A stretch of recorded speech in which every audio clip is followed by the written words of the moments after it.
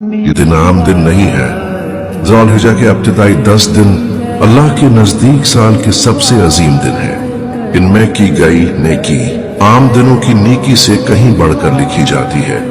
رسول اللہ نے فرمایا، اللہ کے ہاں کوئی دن ایسے نہیں جن میں عمل ان 10 دنوں سے زیادہ محبوب ہو۔